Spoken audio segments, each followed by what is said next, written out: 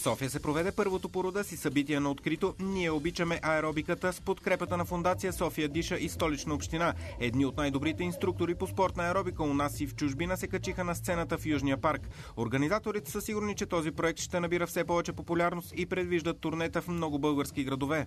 Това е Wheel of Aerobics, едно ново начало на нещо, което се случва с много любов. 6 инструктори, 2 българи и 4 чужденци показаха най-новите тенденции в фитнес програмите. Това е Стелиус Кон, едно от най-известните лица в Европа.